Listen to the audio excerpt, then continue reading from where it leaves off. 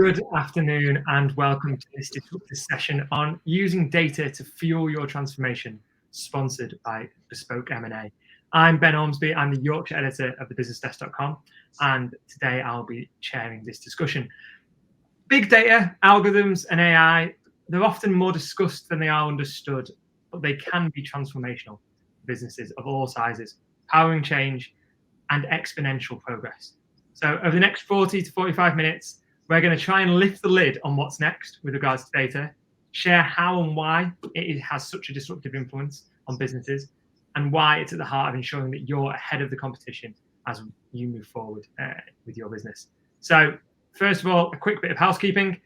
Please feel free to ask questions throughout this discussion using the chat function that's on the side of your screen, and I will put that to our expert panel.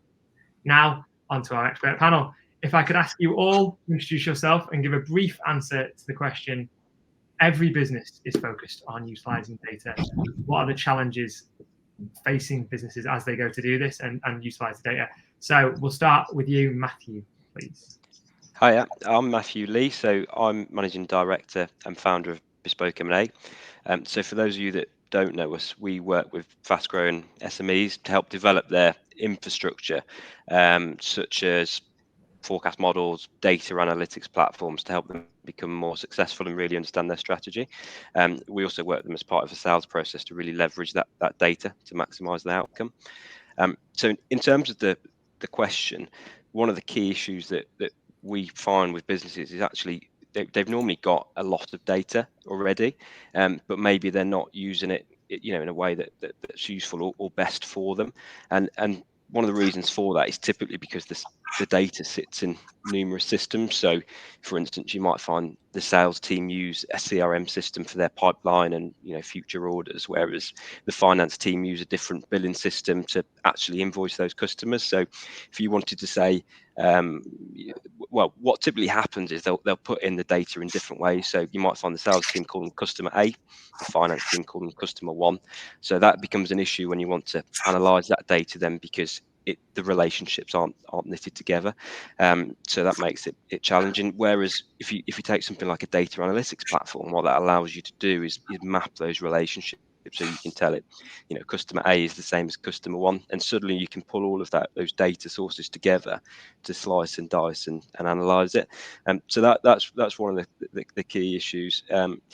Another issue that we see is a skills gap, essentially, between finance and IT, and it's something that's changing. There's lots of exciting courses out there now for data scientists and so on. But historically, any kind of data analysis has been done by the finance team, and maybe that's limited it in ways because it's all then been limited to Excel, what can be got out, rather than being able to actually interact and work on the more all with the IT guys to really extract that from the database. But I'll let some of the other panel explain what they see as issues as well. Thanks, Matthew. On to you, Richard. Hi, I'm Richard Bradley from Midlands Connect. We're one of the 7 subnational transport bodies, 7 regions in England. We're funded by the government, and we develop and broker evidence to present back to decision makers on major infrastructure, for example, rail and road, but also to meet challenges around decarbonisation, building a resilient economy and levelling up. So some of the big challenges we face with evidence is, one of the first things is making the evidence up to date and relevant, and making sure it links to the government's priorities. So that's a challenging role, with certainly some of the emerging priorities are not really well defined yet. For example, levelling up. We have quite a lot of technical challenges scaling up to the regional level. So we work at a regional level, and that gives us problems around the runtime of our forecasting tools and the data that goes into those. And aggregation and sampling of data becomes a big issue. And data disclosure also restricts us. It has lots of benefits, but also some restrictions as well that we have to work around. And I think one of the biggest challenges that we have as public sector is understanding our role and how we link in with the private sector, and making sure we leverage the most out of that partnership. And that includes, for example, understanding how the region's performing against the government's trajectories, the government's priorities. So made famous by Chris Whitty with COVID, with trajectories off to, in our case, off to 2050, and monitoring the region's performance against that.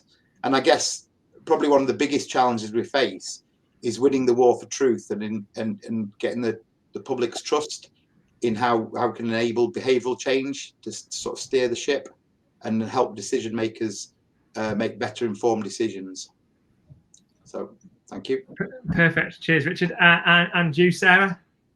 Yeah, hi, I'm Saira Demmer, CEO at SF Group. We are a recruitment firm focused on finance, technology and professional services roles.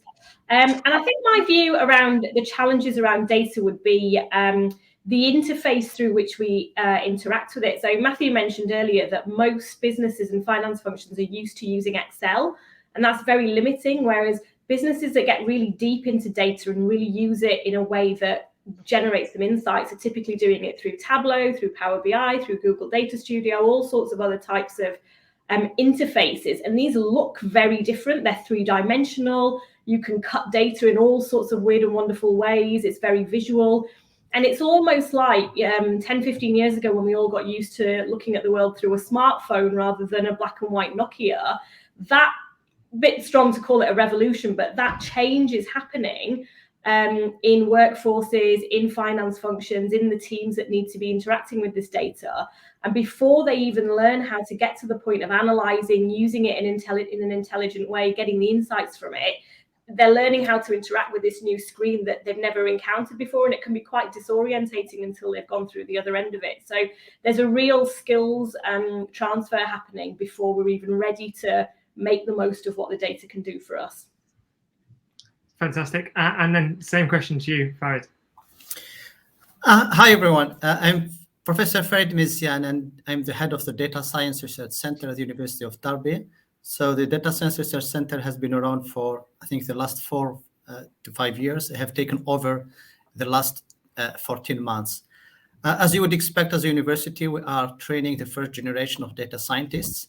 So we are conducting both applied research in terms of helping SMEs and local organizations in analyzing their data and making use of their data.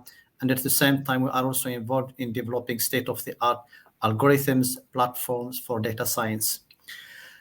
So what can I add to what my colleagues have already said? So I would say that data is not only numbers, like many people think. It's not only the graphs that we look at on television or on the Financial Times. Data is more than that. So if you look at the hospitals, data could be the medical imaging that we are using these days, and you can use those images to predict or to find a little bit of what's wrong with patients.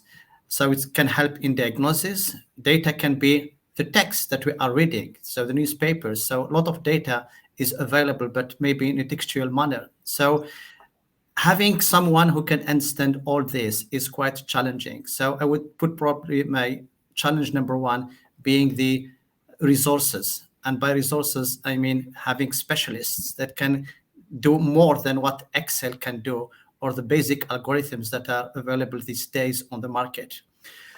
Many big players these days have entered the artificial intelligence or the data science, as we call it here, Google, Microsoft, and so on. And they are developing some extremely performing tools, but some also very difficult to understand tools with a lot of maths, a lot of theory behind it. And this is what makes those algorithms performing. It's the complexity behind them. So the second probably challenge that I would say is, do the organization know what to do with the data? Data can be, as I have said, in different forms, but could be also in different places. And not all data is usable and useful. So we need to clean this data and put it in a form that is analyzable or being able to be analyzed by machine learning algorithms. So data cleansing and preparation of data is very important. Once you get the correct data and good data, then you can perform those analyses and predictions as we can do it. And then data is going to be probably for most of us a series of numbers or some kind of graphs that we have obtained there, and the interpretation of the data is very important. So this is the other end of data science, where when you have analyzed your data, you should be able to interpret it and get some benefits out of it. So this is how I would summarize the current challenges of data science in general and data. Well, it's always handy when all the panelists agree on some of the major challenges, which seem to be skills, understanding within the business as well, from that scope of things.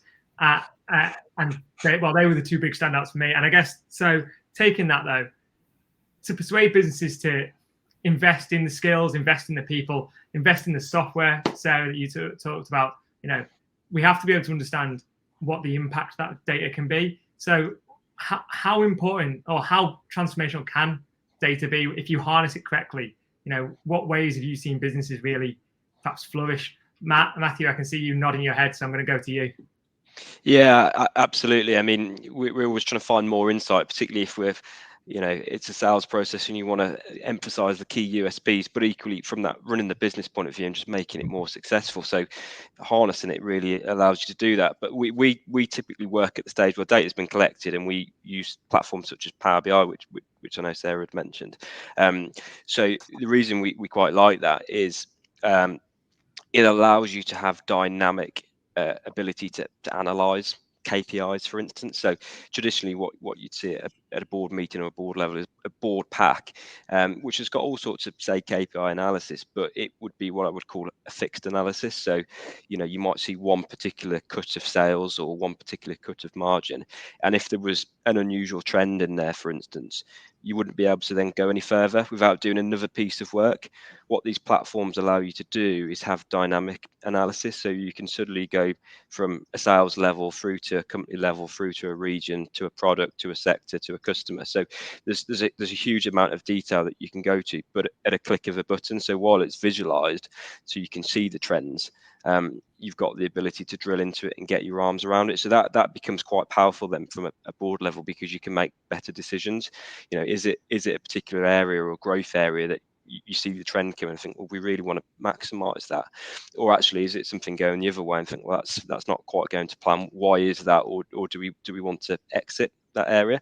So it helps then make better strategic decisions, which then flows into the forecasting side of it, because if you then really understand your KPIs and you've got the data around, well, what's happened historically, you can start to forecast that forward. If you can see, average order values increasing, or customer retention rates are improving, you can start to forecast that in and say, well, what does that mean? What will our business look like going forwards based on that? But then equally, you can come back afterwards and start to analyze those strategies, so you can develop them using that data, and then come back and say, well, actually, we then achieving what we thought we were going to achieve. So by having that level of detail and the platform that's accessible, I think that's the key bit, that you can actually get your arms around it. It starts to make the data talk, because if you've just got massive data dumps, it just becomes unusable then. So I guess data isn't something new, is it? Let's be frank. It's been around. Most businesses, as you say, have had a lot of it. Well, then what's changing then in making it easier to perhaps get your hands around and unlock? Is it the software? Is it the AI, Farid? I think we have spent many years, probably since the 70s, collecting a lot of data in our systems. So in those days, we tend to call those systems management systems. So they help us to manage our day-to-day activities, and also to bring some kind of efficiency in the processes for many organizations. And then you move from there and you say there will be a point where everybody's doing the same thing. And how can we make use of the data to have some kind of, some kind of market domination for some players. So here in the UK, the typical example that we always use when we are teaching our students is Tesco. So when they have introduced their card back, I think in the late 80s and 90s, nobody understood what they meant by that. They're collecting data about you. They know exactly what you are buying, but what they're doing actually is analyzing their customers in details, knowing exactly what you are buying, when, and so on. And by having this information, and again, that's many organizations are doing this, and we say in general that if you are not paying for a product, be sure that you are part of that product. So if we are not paying for Facebook, we are not paying for Google and so on, it's because we are part of that product ourselves, and they are harvesting data, they're collecting data about ourselves, and they're making their tools more efficient. So it's, for me, data science or artificial intelligence is not only about getting into the data and understand it. It's more than that. It's discovering things that you do not know. Because if something is known, then it's not artificial intelligence anymore. It's not data science anymore. It's business as usual. So the typical example that we gave also here is the fact that a study in the same thing, a supermarket in the United States, did find out that there is a relationship between male buying beer and nappies. So initially, nobody would know about this. What's the relationship between nappies and beers? And then when they did further analysis, that they did find out that when there is football on TV, the women will go out, the men will stay at home, will go and pick up and look after the kids. So they're going to go buy some beers and at the same time buy some nappies. So by understanding this, you will see supermarkets very often changing the place of the products. Sometimes you see the eggs here and another time in another place. There is always a reason why they're doing this. So basically they want you to buy more, they want you to spend more time there and so on. So for us, it's more about discovering what is not known. And this is what can give you the edge over the other businesses. Anything that is known, what is in the public domain, be sure that everybody is using it or trying to use it when they have the means. I'm never going to be able to buy nappies and beer at the same time again without thinking that Tesco is making judgments on me. So I guess, Farid said it there in the simplest form of, it's the key behind all innovation. So, how do you think we get businesses that, I don't think data is always seen equally amongst all sectors. Some sectors embrace it far more than others. How do we try and translate that so that all sectors can see there's a real opportunity for me to make the most of this information I've got dating back however many years? Yeah, it's a really tricky one. I think, if I use an example from my own sector, we work in the business of people, and it's not an easy sector to harvest data in because so much is done on gut feel, on intuition, on cultural fit, on, interaction, and decisions are made based on things that you can't quantify. However, there are so many more tools out there now, HR tech, very clever algorithms that will claim to be able to make better judgments about somebody's fit to your business than you can. And I think that in reality, people don't know what they don't know. So business leaders will hear about these things through word of mouth. They will have somebody in their finance function that had a colleague or encountered it in a previous business, and it will spread that way. But I think what we're starting to see is the more and more of these products that spring up, the more and more tech businesses are pushing the boundaries of what's possible.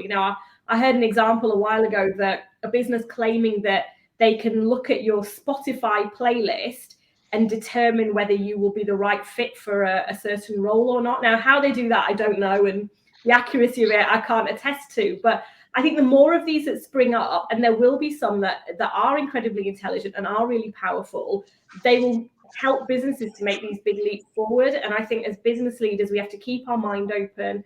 We have to keep exploring these approaches that we get from people with new products. They won't all be great. They won't all be suitable for our business. But if we keep our mind open and always have the conversation and always explore, we will hit upon those, gold mines or those nuggets that actually can be very impactful for us. I'm going to have to go and do some digging into this now. I want to know what my Spotify playlist says about me. Richard, you've talked about looking at that data from a regional level. I guess, are there challenges in how that data is measured lower down? So, obviously you get that data fed up as well. Is there a challenge in making sure everyone's recording the data in the same way? Absolutely. Data interoperability is a key challenge we face, and the government's asked us to support our local partners as well as present evidence back to them. And so one of the things the big data's allowed us to do is to actually identify that common horizontal through lots of different sectors and work together with our local partners as well as across sectors around energy. And we're now linking up to agriculture and to heating and those things on the sort of the decarbonisation thing. And, you know, agreeing a data model, or let's call it a data dictionary, is a big step forwards to that. And it often comes up as one of the big root causes to why we have silos and how we can break those down. But I think on top of that, some of the biggest impacts of data, which I think the rest of the panel are touching on, but the level we work at, one of the biggest impacts is the quality of the data. Now, if you're trying to understand the market, we're trying to understand the travel market. And working with mobile network operators, GPS providers, and all sorts of national data sets and fusing those together is allowing us to put a lot more intelligence into investment decisions. So, for example, looking forwards, some of our new projects are looking at when a device is spotted on the major road network and then understanding where that device came from when it went to, and understanding whether it was near to a railway station. Now, we can't actually do that because of privacy and because of disclosure. It's really locked down, so we're very clear on that. But the data scientists who live behind the privacy firewalls are able to do that analysis in a safe area and pass us back the aggregate data. So when it comes back to us, we've got a lot more confidence that people who are on the roads didn't have access to a decent rail service. People on the roads are connecting to major economic centres. And another big powerful part of the big data that we've been using is consistency.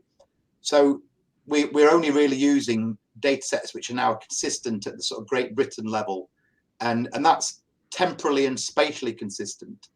And where that becomes really important in improving the quality of investment decisions is around, for example, the visitor economy.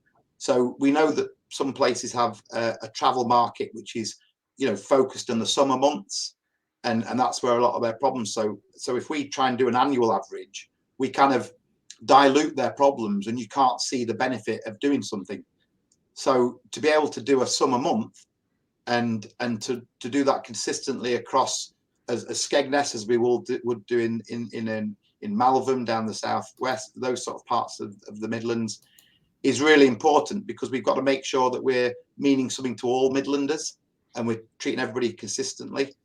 And just one final point is with the consistency and the improved quality and the way we collaborate, it's really helping us come to that interface with the private sector around the commercial arrangements where government needs to make contracts, concessions, maybe to operate something for 10, 15 years, and understanding what area that would need to be. So, for example, car charge points, electric charge points.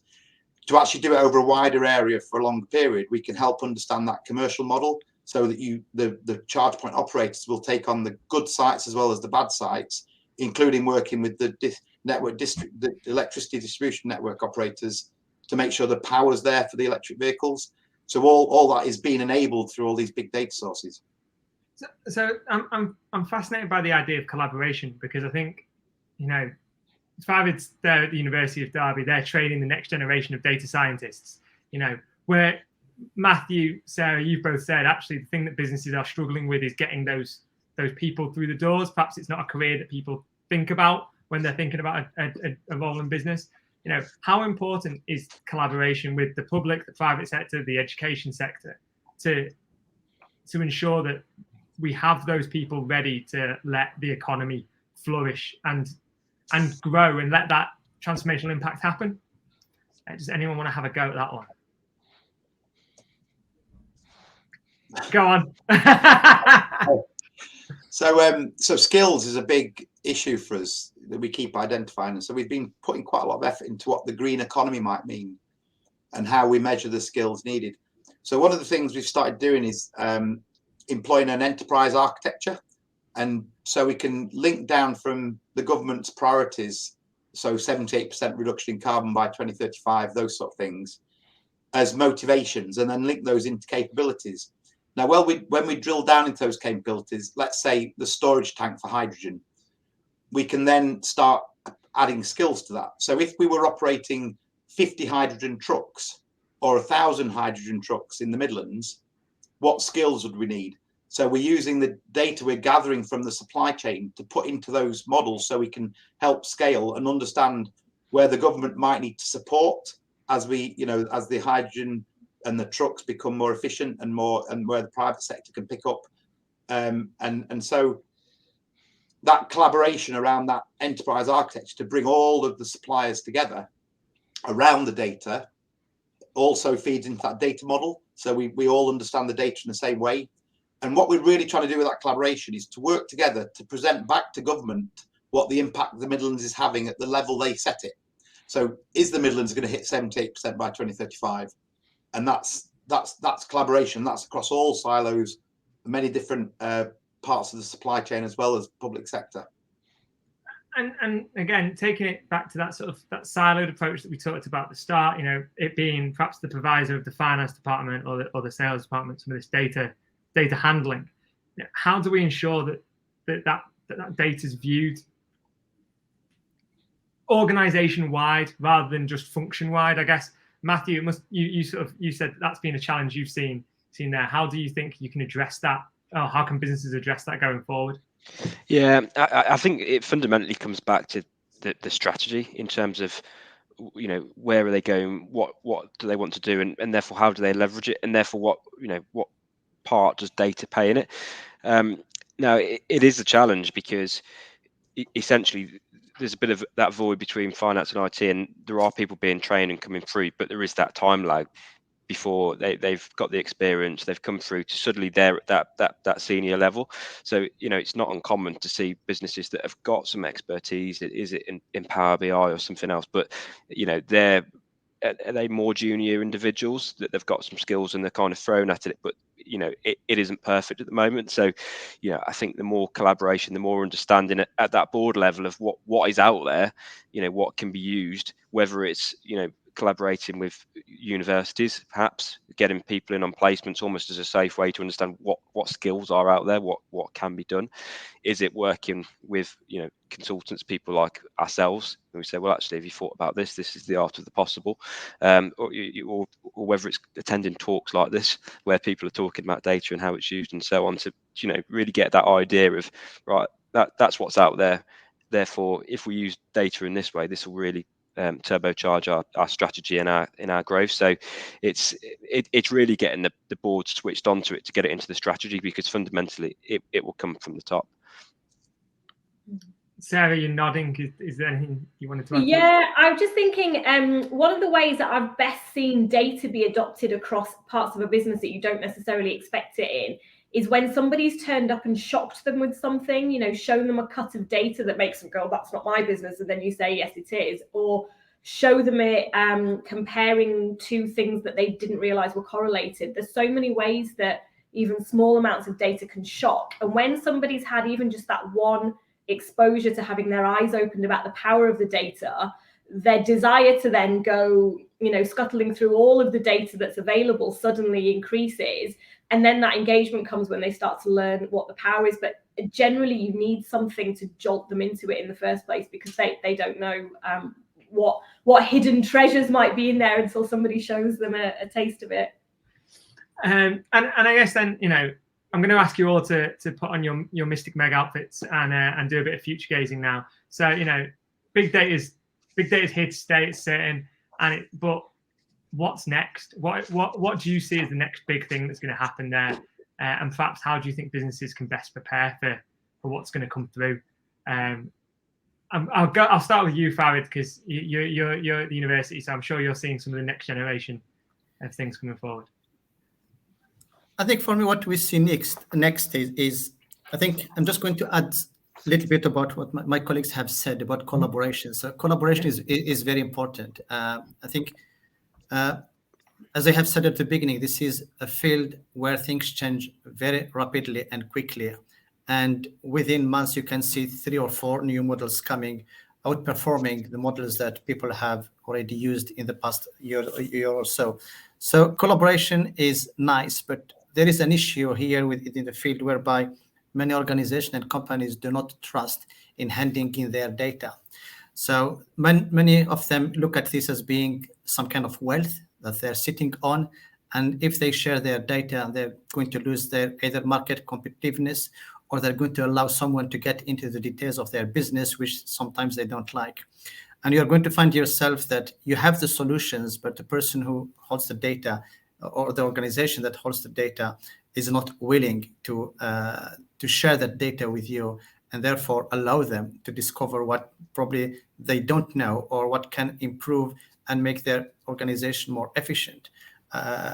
So in terms of the way I see it is making sure that data or data science in general is integrated in many organization strategies. So it has to be part of that. Collecting data, analyzing it should be at the level where computer systems and information management systems were used in the 80s and so on, where people are just normally have recourse of their stock, have recourse of their suppliers, of their customers, and so on.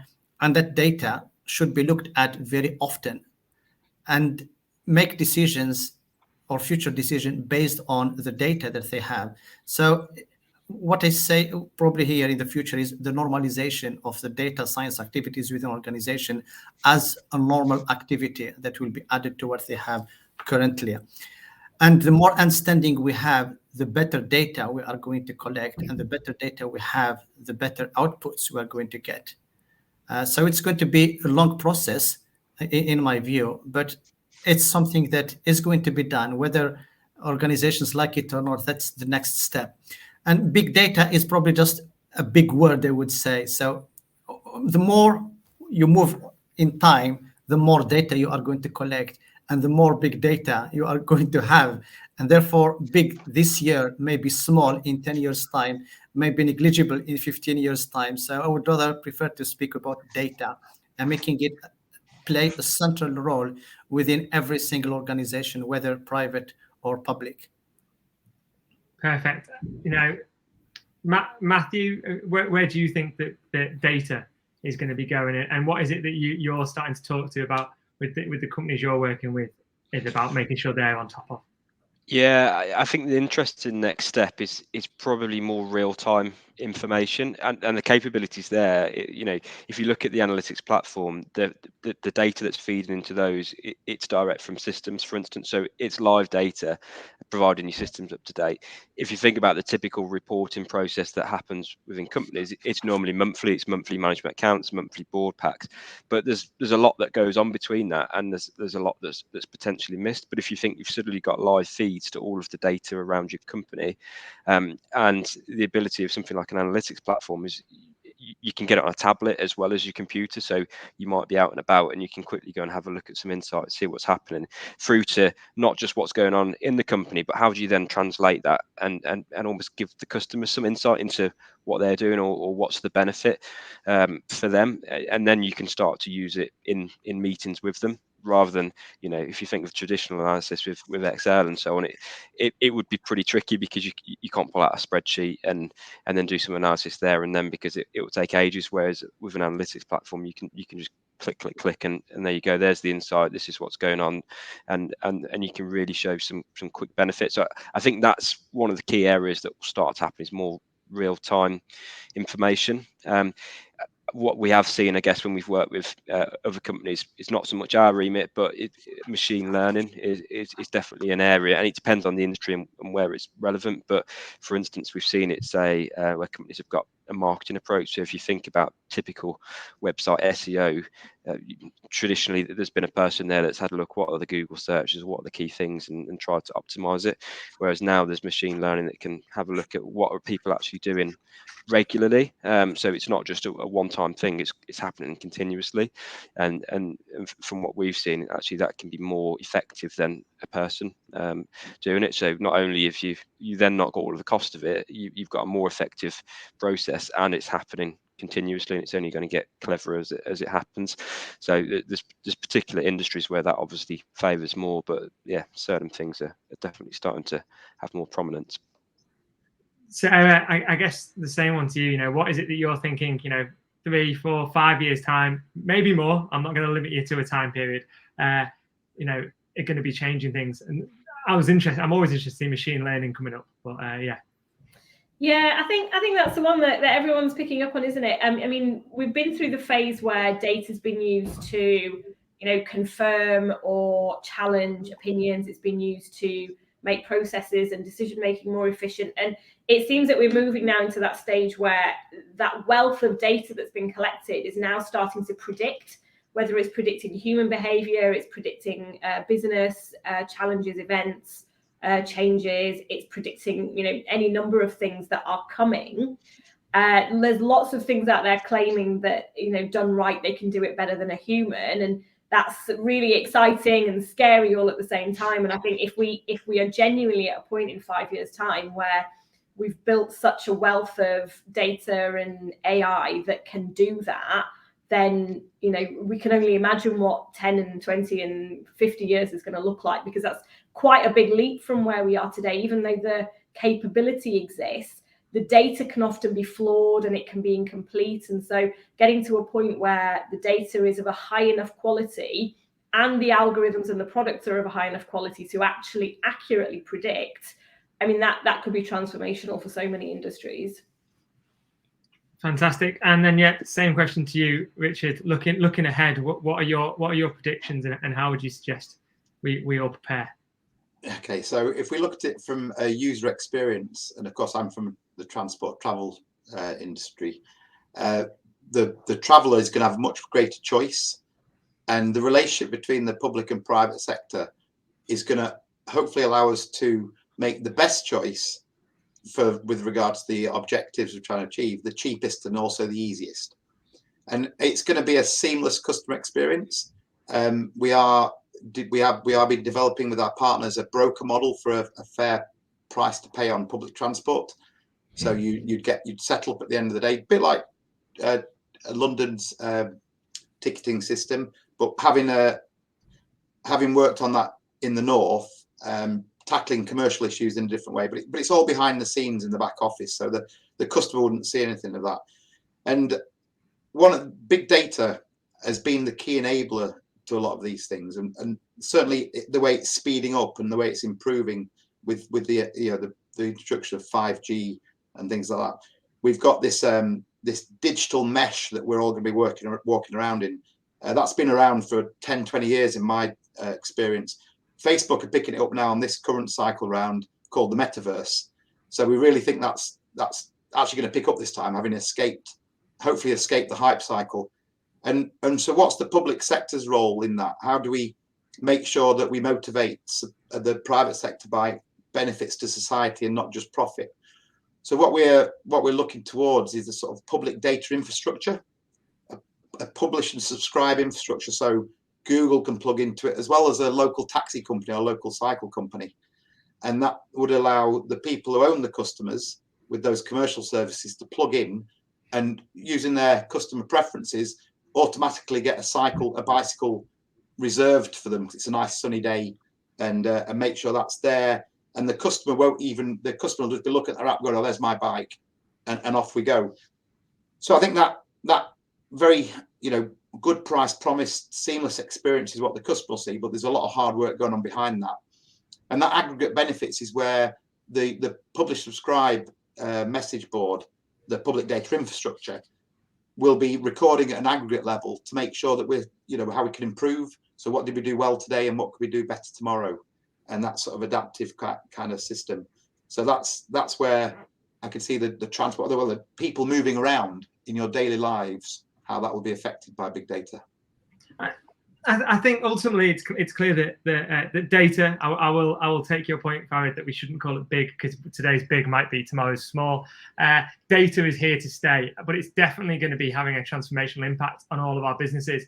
I think, Sarah, Matthew, your points about machine learning and the power to predict will be truly fascinating, particularly for some of those businesses who perhaps haven't thought about that yet. There's particularly across the Midlands and across the UK, there's plenty of manufacturers who have a plethora of data who I'm certain if we can unlock that, there's a host of untapped potential.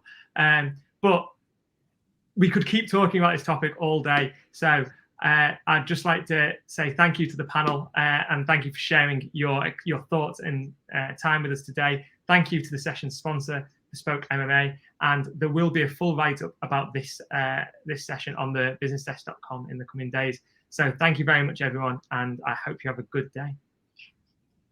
Thank Thanks you. so much.